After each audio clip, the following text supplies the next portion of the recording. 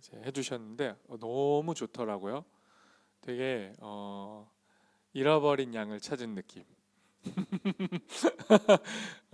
근데 왜 축복송 할 때는 안 하셨어요? 좋아요. 시작부터 좋습니다. 주님의 말씀이 필요한 상황이고요.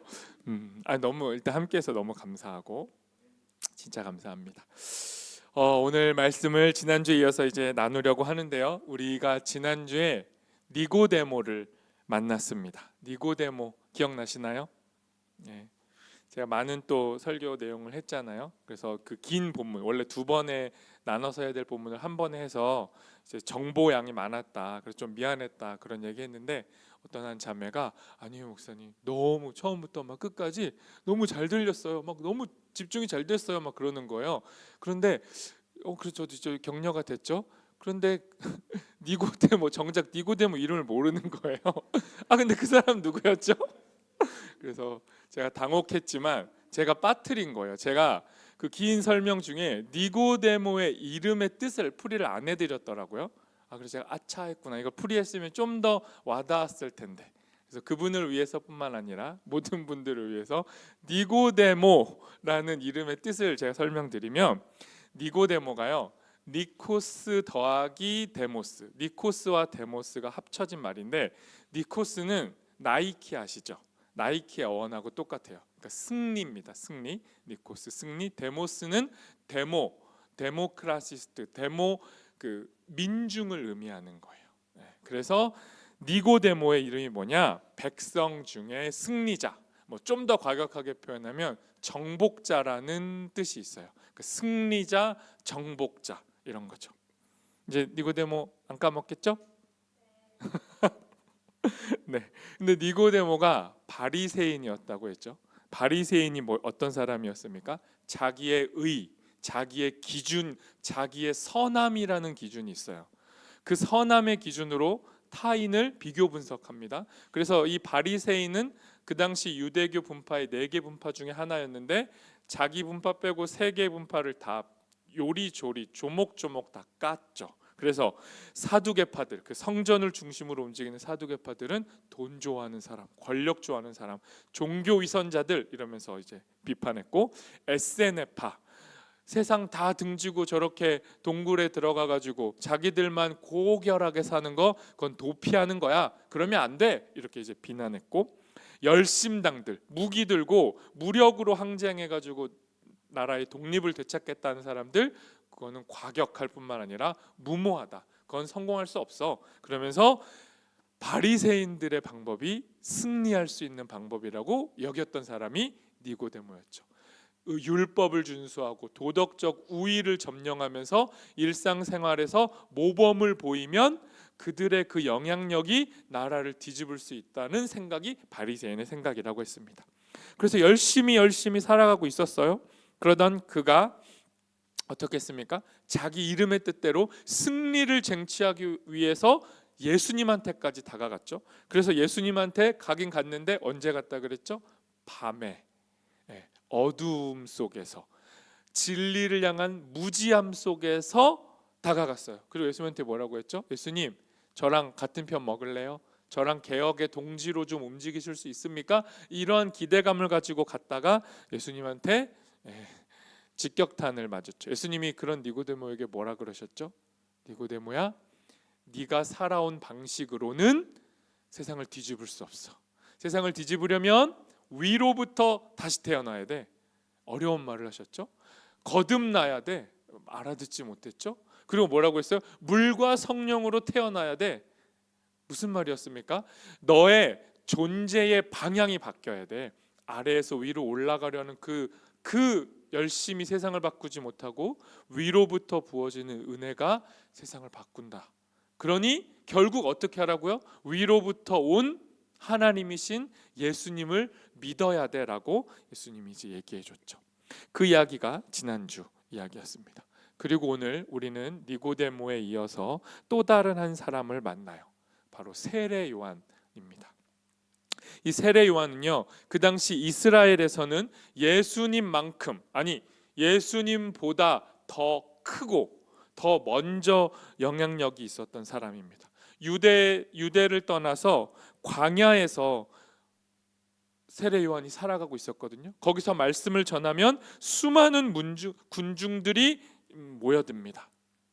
어마어마하게 많은 사람들이 모여서 세례 요한을 바라보고 질문을 쏟아내고, 당신은 어떤 사람입니까? 도대체 당신 뭘 하고 싶은 거예요? 막 질문하고 인터뷰하고 모든 시선이 그에게로 향한 거죠. 어제 BTS 공연은 보셨나요? 혹시 직접 가신 분?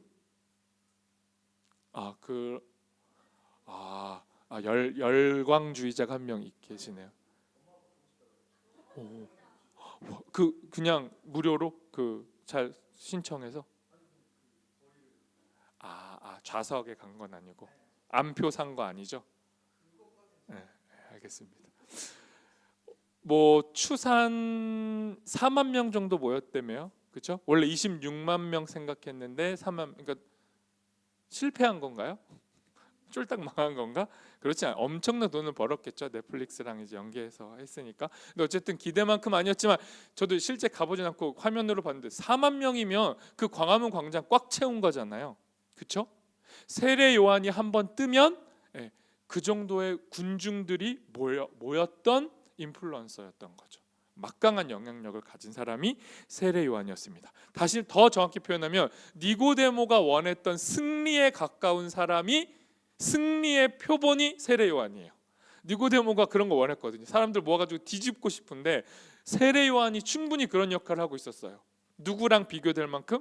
예수님이랑. 그러니까 그 당시에 탑스타는 이제 두 명인 겁니다. 세례 요한하고 예수님.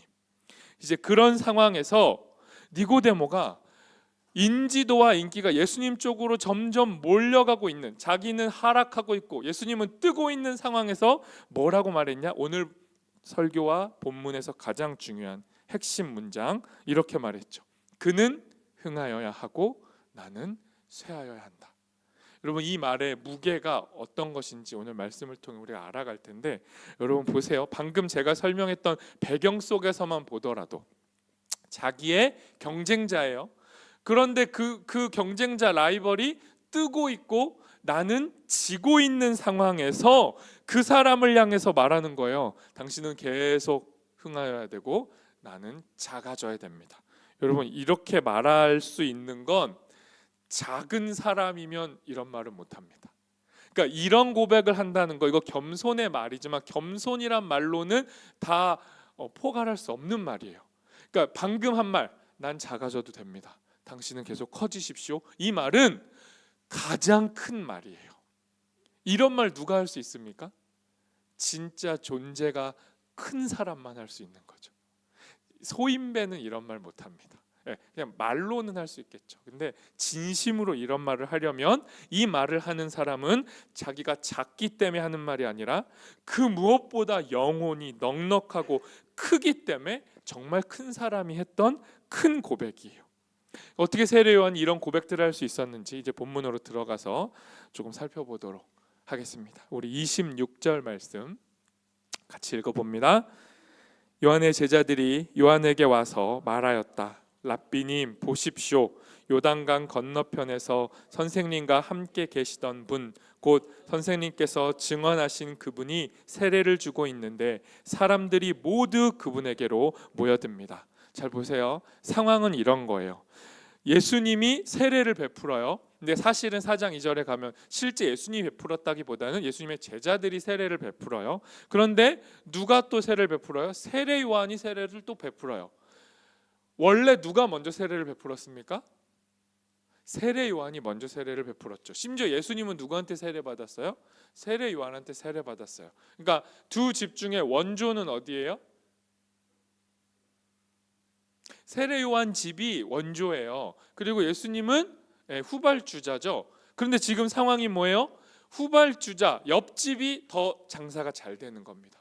그러니까 또 사람들이 세례 받으러 막 몰려들다가도 세례 요한한테 몰렸던 그 인지도와 인기가 예수님께로 가서 사람들이 다 예수님한테 몰려가요. 그러니까 세례 요한의 제자들이 지금 세례 요한한테 달려와 가지고 어떤 뉘앙스로 저 말을 하고 있는 거예요?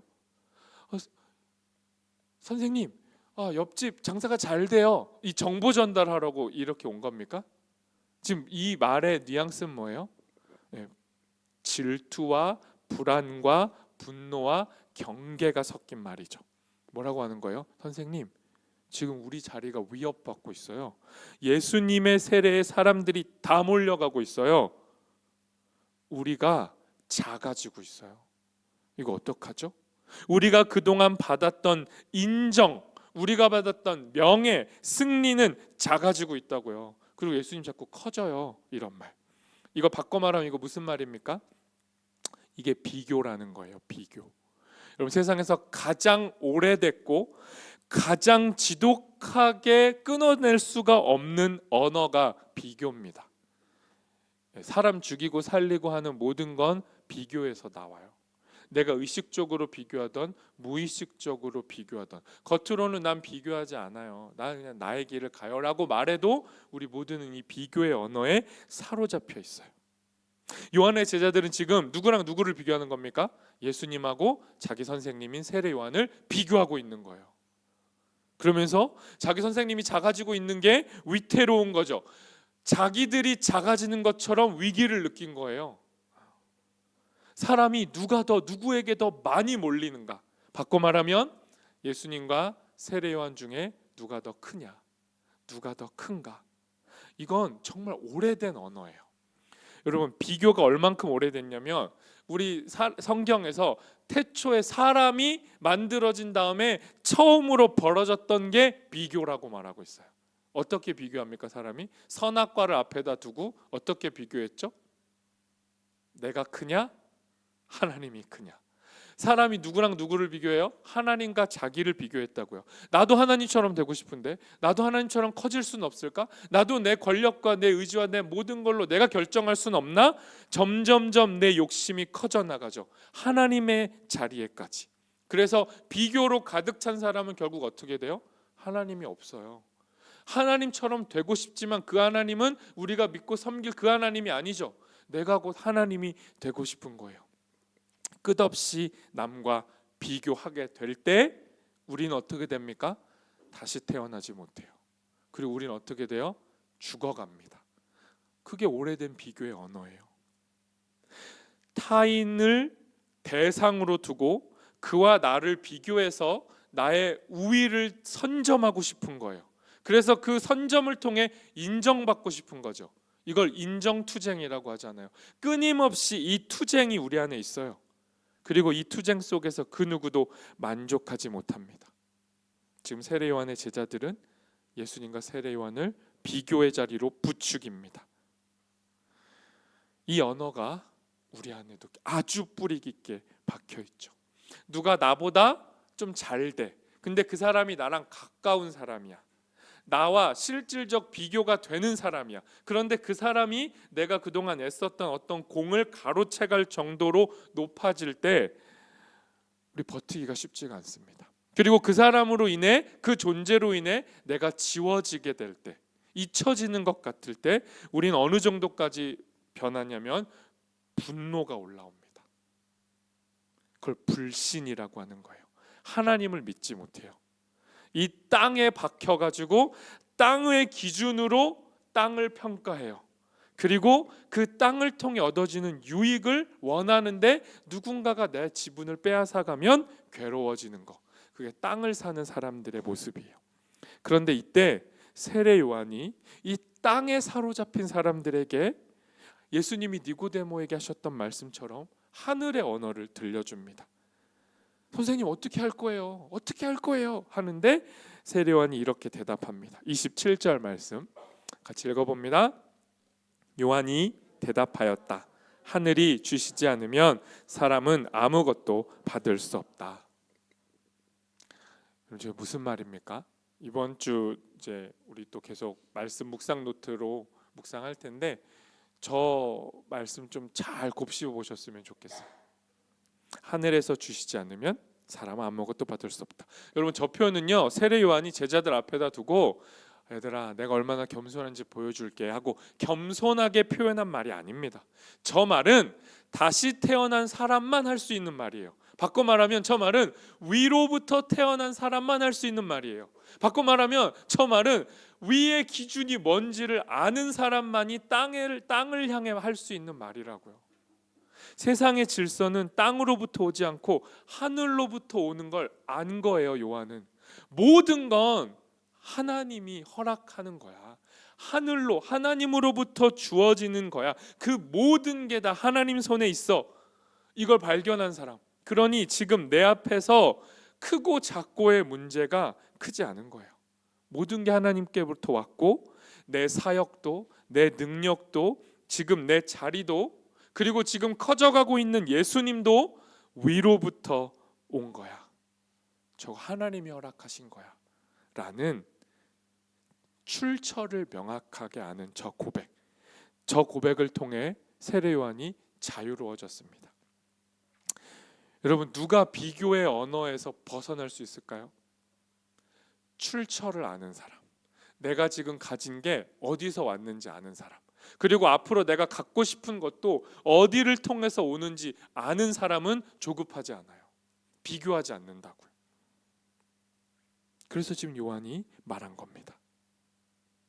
그리고 요한은요, 저 말을 함과 동시에 자기가 누구인지를 제자들에게 다시 알려줍니다. 그 조급하고 불안하고 비교 때문에 어쩔 줄 몰라 하는 제자들에게 28절에서 세례 요한이 다시 한번 얘기합니다. 28절을 같이 읽어보겠습니다. 나는 그리스도가 아니고 그분보다 앞서서 보내심을 받은 사람이다. 이 말 세례 요한이 이미 했어요. 많이 알려줬어요. 요한복음 1장에서 뭐라고 했습니까? 나는 소리일 뿐이다. 진짜는 예수님이다. 예수님에게로 가라. 제자들 막 보냈잖아요. 저분이 그리스도야 라고 말해줬잖아요. 지금 또 다시 얘기하는 겁니다. 얘들아, 나는 그리스도가 아니고 그분보다 앞서 보내심을 받은 것뿐이야 라고 또 얘기해 줍니다. 여러분, 비교에 흔들리지 않는 요인이 뭡니까? 자기 정체성이 뭔지를 아는 것. 정체성을 아는 사람, 뿌리를 받고 있는 사람은 흔들리지 않아요. 내가 무엇인지를 모를 때, 내가 다른 사람들을 내가 가진 소유와 나의 관계, 나의 자리, 내 성취, 성공으로 자꾸 판단하고 비교하려고 하면 우리 흔들립니다. 내가 많이 가진 것 같을 때는 안정적이죠. 그런데 내가 쟤보다 덜 가진 것 같아. 그러니까 나는 가만히 있었는데 나보다 좀 더 부자나 나보다 좀 더 행복해 보이거나 나보다 좀 더 우월해 보이는 누군가가 등장하는 순간 불안해진다고요. 그 전까진 괜찮았는데. 왜 그러는 거예요? 내가 누군지를 모르니까. 출처를 모르니까. 그런데 요한은 알았어요. 모든 건 하나님께로부터 오고 나는 그리스도가 아니다. 자기 정체성을 알았기 때문에 세례 요한은 제자들이 제시했던 비교의 언어에 휘둘리지 않았습니다. 그리고 더 나아가서 세례 요한은 자기 자신의 기쁨을 숨기지 않고 이렇게 고백합니다. 29절도 같이 읽어보겠습니다. 29절 같이 읽습니다. 신부를 차지하는 사람은 신랑이다. 신랑의 친구는 신랑이 오는 소리를 들으려고 서 있다가 신랑의 음성을 들으면 크게 기뻐한다. 이런 기쁨으로 가득 차 있다. 지금 막 제자들만 조급해요. 제자들만 안달이 났어요. 그런데 세례 요한은 뭐라고 합니까? 난 기뻐. 나 진짜 기뻐. 내 인기가 떨어지고 예수님 인기가 급상승해도 나는 진짜 기뻐. 그러면서 예를 든 게 뭡니까? 결혼식 비유예요. 요한복음 보면 결혼식 비유가 굉장히 이제 자연스럽게 연결이 되는데 지금 여기서 뭐라고 했냐면 신부, 그러니까 신랑의 친구로 세례 요한이 자기 자신을 자리매김합니다. 뭐라고 합니까? 나는 신랑의 친구야. 그리고 신부는 신랑이 차지한다. 이런 말을 해요. 이게 어떤 맥락에서 나온 거냐면 당시 유대 문화에서 친구, 그러니까 신랑의 친구는 결혼식 전체를 주관하는 사람이에요. 그러니까 신랑하고 가장 친한 친구가 결혼식 전체를 세팅하고 이끌어 나가는 거예요. 책임자고 실무자입니다. 그리고 더 나아가서 신랑하고 신부가 일단 처음에는 같이 합방도 하지 않고 떨어져 있거든요.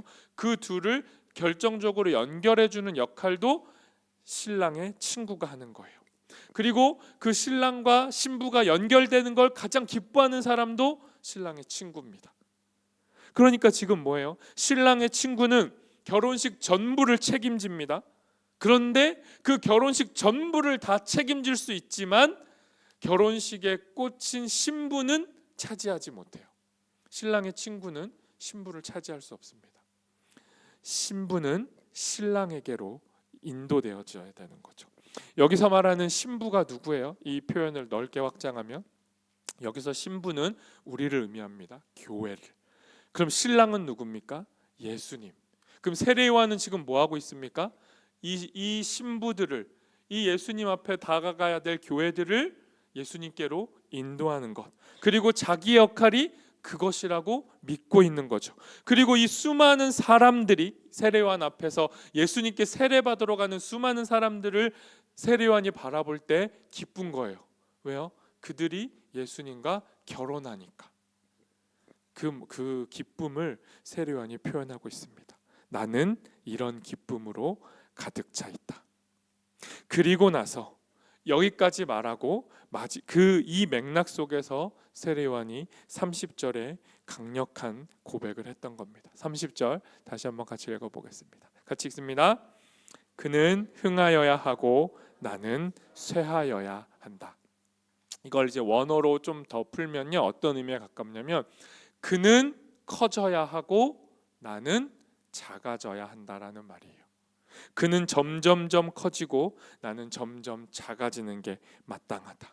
그리고 저 고백은요, 의무적인 고백이 아니에요. 마땅히 그렇게 돼야 돼 라고 말하고 있는 게 아니라 이미 하늘을 바라본 세례 요한이, 하나님이 누구신지를 바라본 세례 요한이 믿음으로 고백한 말입니다. 진짜 주인공이신 신랑이 오셨고 나는 그저 선구자의 역할이었을 뿐이니 이제 예수님이 커지시는 것, 예수님이 흥해지시는 것, 다시 말해 내가 작아지는 건 실패가 아니야. 내가 작아지는 건 마땅한 내 사명을 다하는 거야. 예수님이 커지셔야 돼 라고 고백한 거죠. 그러니까 저건 의무적인 신앙 고백이 아니에요. 정말 예수님이 누군지를 아는 사람의 고백, 믿음의 고백입니다. 이게 오늘의 본문의 내용이에요. 그러면 이제 우리에게로 적용을 해보겠습니다. 여러분, 그는 흥하여야 하고 나는 쇠하여야 한다. 이 고백 할 수 있어요? 잘 할 수 있겠습니까? 그냥 저게 예수님이면 쉽죠. 아, 그렇지. 예수님은 영광을 받으셔야지. 예수님은 크신 분입니다. 저는 예수님 앞에 작은 존재죠. 그렇게 치면 종교적 언어로는 고백할 수 있습니다. 그런데 여러분의 삶에서, 관계에서, 실제적인 관계에서 여러분보다 커지고 있는 상황이 보이는데 저 고백할 수 있습니까? 믿음으로? 저거 정말 쉽지 않아요. 아까 말했던 그 비교의 언어가, 비교가 우리 안에 너무 뿌리 박혀 있기 때문에 벗어나기가 쉽지 않아요. 일단은 오늘의 말씀에 근거해 보자면 어떻게 해야지 세례 요한과 같은 고백을 할 수 있습니까? 정체성이 명확해야 돼요. 내가 누군지 일단 알아야 돼요. 나는 예수님이 아니에요. 나는 주인공이 아닙니다. 나는 승리해야 하는 존재가 아니에요. 그리고 승리도 내 방식으로 할 수 없어요. 하나님이 허락하셔야만, 그리고 하나님으로부터만 진정한 승리가 주어진다는 걸 내가 알아야 해요. 내가 누구인지를 알아야 해요. 그러면 그 정체성 안에서 불안하고 흔들리지 않고 예수님을 높일 수 있습니다. 그리고 또 오늘의 말씀 뭐라고 했죠? 하늘로부터 와야 한다. 어디로부터? 출처를 아는 것. 내 재능, 내 기회, 내 영향력, 내 무언가가 세상을 바꾸는 게 아니라 하늘로부터, 하나님께로부터 무언가가 주어져야만 하나님의 뜻이 이루어진다를 고백하는 것. 하늘로부터 주어져야 한다는 걸 깨닫는 것. 그리고 세 번째로는요, 어떻게 합니까?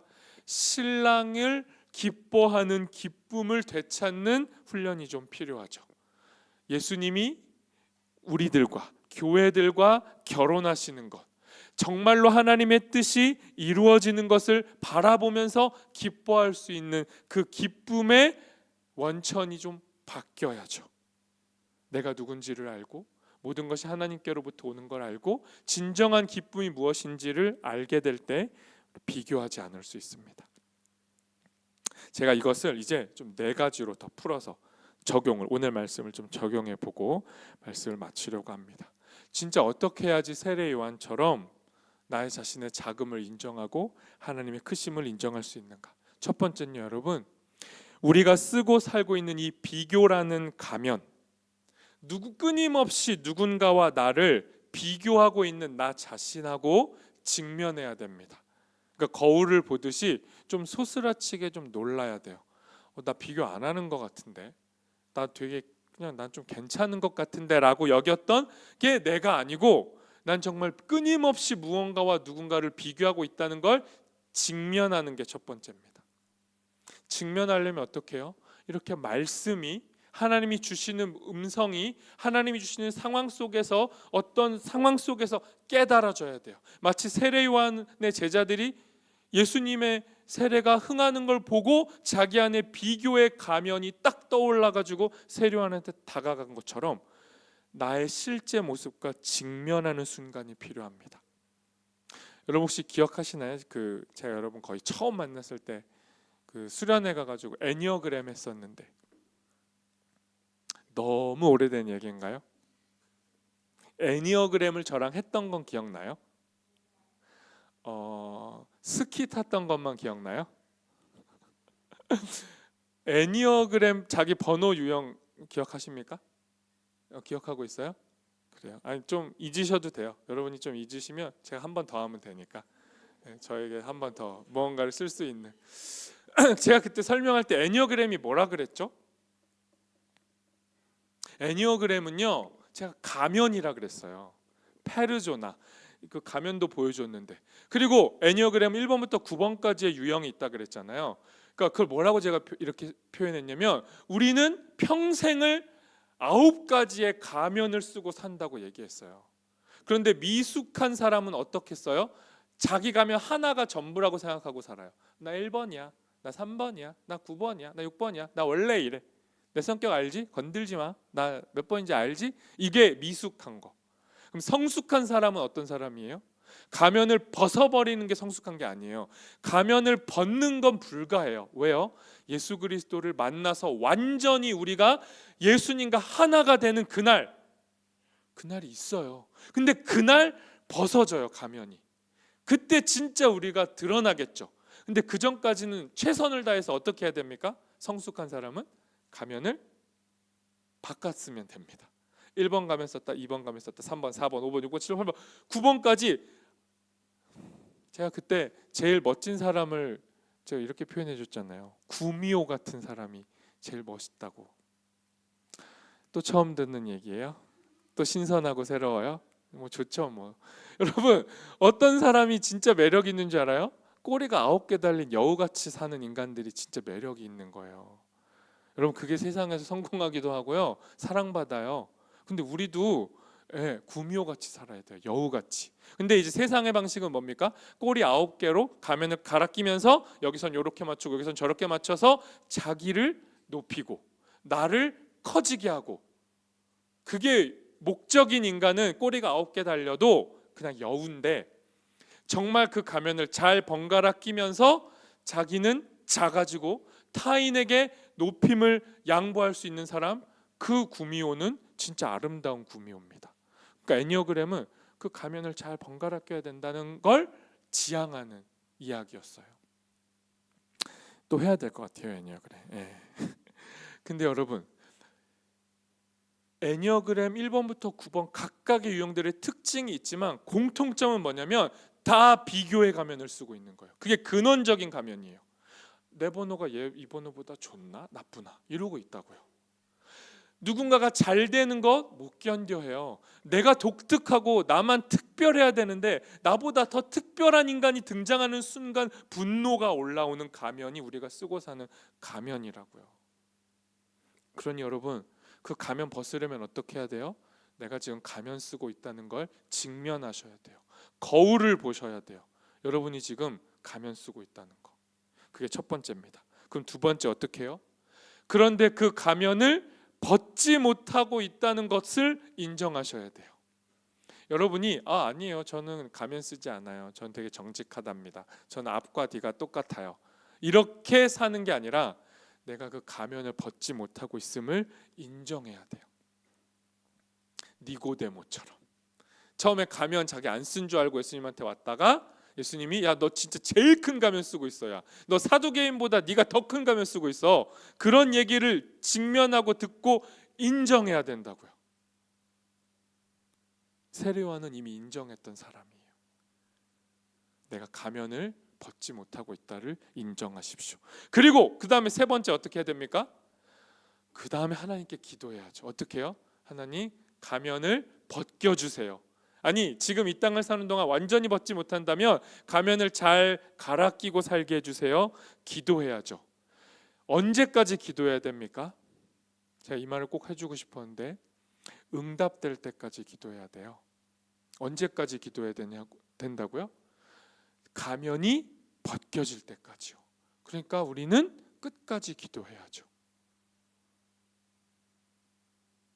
그런데 여러분, 가면이 잘 안 벗겨지는데 벗겨져라 하고 끝까지 기도하는 건 쉽습니까?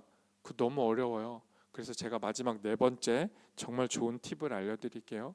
어떻게 해야지 내 가면을 벗겨져라 끝까지 기도할 수 있냐면요, 내 가면이 벗겨진다는 그 최종 값, 내 가면이 반드시 벗겨진다는 그 기도의 응답이 이미 확보되어 있음을 믿고 기도하는 거예요. 그러니까 내가 기도를 많이 하면 벗겨지겠지가 아니에요. 기도하는 나는 가면이 반드시 벗겨진다는 걸 믿는 거예요. 내 노력과 내 기도의 분량이 꽉 차야 벗겨지는 게 아니라 우리는 이미 그런 존재로 지음을 받았어요. 그러니 약속을 믿고 기도하시면 우린 점점 세례 요한과 같은 고백으로 나아갈 수 있습니다. 비교의 감옥에서 벗어날 수 있어요. 그래서 여러분이 기도하실 때 이 약속을 믿고 기도하시면 좋겠어요. 제가 마지막으로 좋은 약속의 말씀을 보여드리도록 하겠습니다. 이사야 43장 1절에서 3절까지의 말씀. 이게 이미 우리에게 주어진 말씀이에요. 기도의 바탕이 되는 말씀입니다. 같이 한번 읽어봅니다. 그러나 이제 야곱아, 너를 창조하신 주님께서 말씀하신다. 이스라엘아, 너를 지으신 주님께서 말씀하신다. 내가 너를 속량하였으니 두려워하지 말아라. 내가 너를 지명하여 불렀으니 너는 나의 것이다. 내가 물 가운데로 건너갈 때에 내가 너와 함께하고 내가 강을 건널 때에도 물이 너를 침몰시키지 못할 것이다. 내가 불 속을 걸어가도 그을리지 않을 것이며 불꽃이 너를 태우지 못할 것이다. 나는 주 너의 하나님이다. 이스라엘의 거룩한 하나님이다. 너의 구원자다. 여러분이 가면을 다 벗지 못한 지금도 이미 하나님이 여러분을 만드셨고, 여러분의 그 가면이 벗어지는 그날, 완성의 그날을 하나님이 책임지겠다는 약속이 이미 주어졌어요. 여러분이 할 일은 뭡니까? 이 약속을 받아들이는 거죠. 그리고 기도하는 거예요. 그러면요, 하나님이 이미 하나님 닮은 형상으로 우리를 만들어 놓으셨기 때문에 비록 지금은 가면을 삐딱하게 쓰고 자꾸만 비교의 가면을 갈아 쓰면서도 비교의 감옥을 벗어나지 못하는 우리, 나는 흥하여야 되고 너는 작아져도 돼, 상관없어 라고 말하는 우리를 하나님이 바꿔가시겠다고 약속하셨어요. 그리고 이 약속은 성취됐습니다. 이 약속이 언제 성취됐죠? 그는 흥하여야 하고 나는 쇠하여야 하리라는 게 세례 요한의 멘트지만 이 말씀이 진짜 실제로 이루어진 사건이 있어요. 언제 이 사건이 실제 이루어졌죠? 예수님의 십자가 위에서. 예수님이 십자가에 달리실 때 뭐라고 표현한 겁니까? 나는 쇠하여야 하리라. 나는 십자가에서 죽기까지 작아져야 하리라 하고 작아지셨잖아요. 그 다음에 어떻게 됐습니까? 하나님이 부활의 영광을 통해 예수님을 가장 크게 높이셨죠. 내가 가장 쇠하여졌을 때 하나님이 가장 높이 들어 올리셨죠. 예수님이 이미 이 세례 요한의 멘트를 실현하셨다고요. 그러니 우리는 어떻게 해야 됩니까? 이미 이루신 그 예수님을 바라보고 기도하며 나아가는 겁니다. 예수님 믿고 하나님을 믿고 하나님보다 앞서지 않는 거예요. 조급해하지 않는 겁니다. 나 언제까지 이렇게 작아서 나 이러다 내가 뭐 하겠나? 내가 자꾸 뒤처지면 뭘 되겠나? 비교하면서 무너져 있는 게 아니라 하나님보다 조급해하지 않고 세례 요한이 고백한 것처럼 그는 커지셔야 하고 나는 작아져야 하리라. 나의 작음이 하나님의 크심에 방해가 안 돼요. 내가 무능력하고 변화가 되지 않고 끝까지 고집부리고 계속 비교하면서 머물러 있어도 하나님의 크심에 장애물이 되지 않아요. 내가 작다는 걸 인정하면, 내가 누군지를 알면, 그리고 그분께 도움을 요청할 수 있다면 그 믿음의 기도가, 그 용기의 기도가 우리의 삶을 이끌어가는 거예요. 그러니 여러분, 세상에서 가장 큰 존재라고 여겨졌고 큰 고백을 했던 세례 요한의 이 고백이 우리 고백되기를 소망합니다. 여러분도 여러분의 삶에서 이 세례 요한의 고백을 가지고 살아가셨으면 좋겠습니다. 우리 함께 일어나셔서 우리 결단 찬양하고 기도할 텐데요. 이 찬양의 가사를 좀 기억하시고요. 하나님이 우리를 만드실 때 이미 이렇게 선언하셨습니다. 너는 내 거다. 내가 너를 알고 내가 너를 불렀고 너를 보배롭고 존귀하게 여긴다. 내가 너를 사랑한다. 내가 너를 만들어가고 있다. 지금 네 모습에 실망하지 말아라. 너의 작아짐을 두려워하지 말아라. 하나님의 말씀을 좀 믿음으로 받으시고 우리 찬양으로 고백하겠습니다. 나의 안에 거하라. 나의 안에 거하라. 나는 내 하나님이니 모든 환난 가운데 너를 지키는 자라. 두려워하지 말라. 내가 널 도와주리니 놀라지 말라. 내 손 잡아주리라. 나의 안에 거하라. 나의 안에 거하라. 나는 내 하나님이니 모든 환난 가운데 너를 지키는 자라. 두려워하지 말라. 내가 널 도와주리니 놀라지 말라. 내 손 잡아. 우리 한 번 더 고백해 봅니다. 나의 안에 거하라. 나의 안에 거하라. 나는 내 하나님이니 모든 환난 가운데 너를 지키는 두려워하지 말라. 내가 널 도와주리니 놀라지 말라. 내 손 잡아주리라. 내가 너를 지명하여 불렀나니 너는 내 것이라.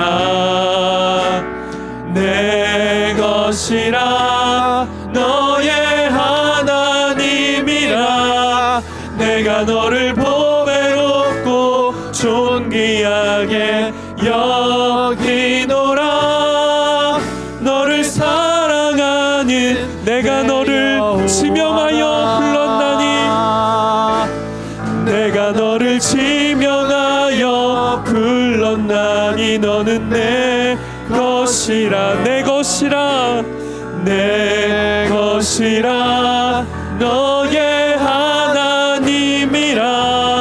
내가 너를 보배롭고 존귀하게 여기노라.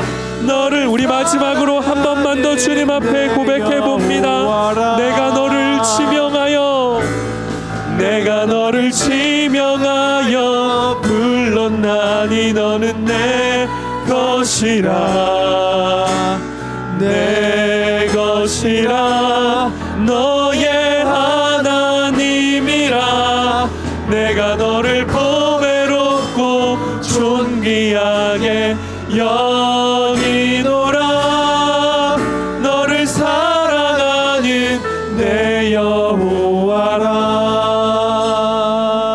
우리 이 시간 주신 말씀을 기억하며 기도할 때 하나님, 주님이 이미 우리를 부르셨고 우리를 만드셨고 우리를 아신다 말씀하셨습니다. 주님이 나의 자금을 아시고 내가 쓰고 있는 가면의 실체도 아시고 내가 얼마나 어리석고 내가 얼마나 믿음 없는지를 아십니다. 주님, 내가 얼마나 불안해하고 조급해하고 하나님보다 늘 앞서 나가려고 하고 하나님보다 앞서 나가다가 나와 함께 하신 하나님을 놓쳐버리고 하나님 없이 사는 불신의 사람이 나임을 고백합니다. 내가 이런 사람이라는 걸 주님 앞에 인정합니다. 주님, 그러니 이 쓸모없는 나에게 주님 다가오셔서 하나님의 일을 이루십시오. 나는 계속 작아질지라도 하나님의 영광을 받으시고 하나님 일을 완성하여 주십시오. 주님, 더 비교하지 않겠습니다. 내가 남과 나를 비교하여 우월해지지도 않고 교만해지지도 않고 너무 바닥을 쳐서 낮아져서 무너지지도 않겠습니다. 나를 사랑하신다 하시는 주님, 나를 아신다고 말씀하신 주님, 오셔서 우리를 사로잡아 주십시오. 하나님을 신뢰할 수 있도록 믿음을 허락하여 주시옵소서. 믿음의 고백을 주님께 올려드릴 수 있도록 우리 가운데 다가와 주시옵소서. 우리 주님을 기억하며 기도하며 나아가겠습니다. 기도합시다. 하나님, 내가 누구입니까? 하나님, 내가 누구입니까?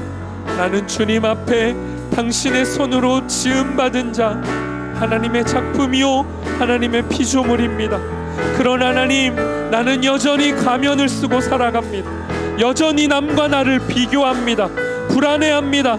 인정을 받고 싶어서 타인의 칭찬으로만 살 것 같아서 그렇게 하나님 조급해하고 염려하며 하나님 바라보지 않고 나만 바라보며 세상을 바라보며 삽니다.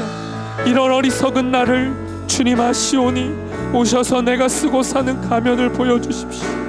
그리고 나에게 기도의 문을 입술을 열어주셔서 하나님, 내가 쓰고 있는 가면이 벗겨지고 당신 앞에 온전히 서는 그날을 소망하오니 하나님, 우리를 다시 태어나게 하시고 위로부터 태어나게 하시고 온전히 거듭나게 하셔서 하나님을 바라보는 자, 믿음으로 살아가는 자, 나의 자금을 두려워하지 않는 인생으로 살아나갈 수 있도록 성령 하나님, 우리 가운데 다가와 주시옵소서. 우리 가운데 역사하여 주시옵소서.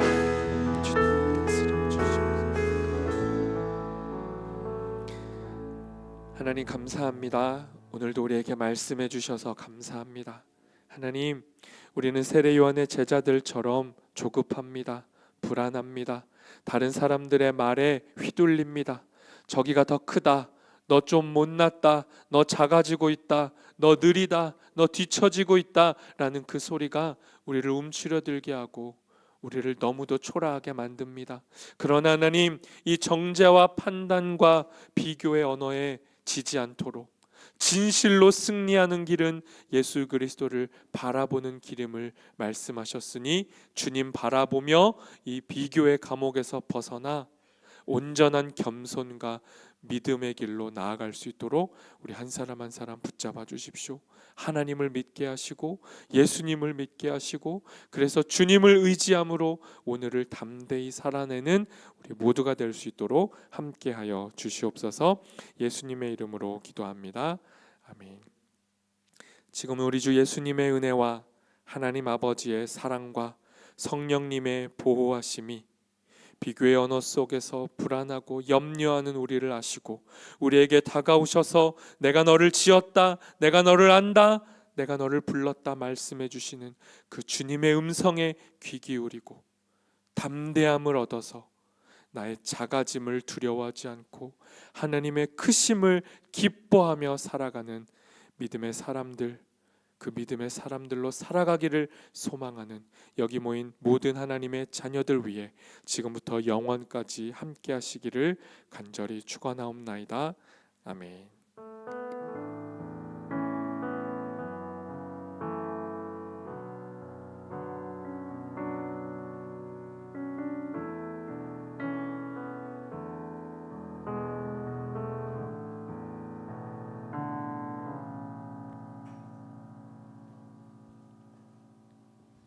네, 왕십리 중앙교회 청년 예배에 오신 여러분들 환영합니다. 청년 예배는 주일 오후 2시에 시작됩니다.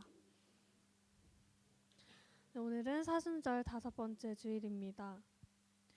그리고 3월 30일부터 4월 4일 순환주간 특별 새벽 기도회에 찬양을 맡게 되었습니다. 특송 있으니까요. 다음 주일에 연습 함께 하도록 하겠습니다. 그래서 4월 3일 금요일 새벽에 많은 분들 참석 부탁드립니다.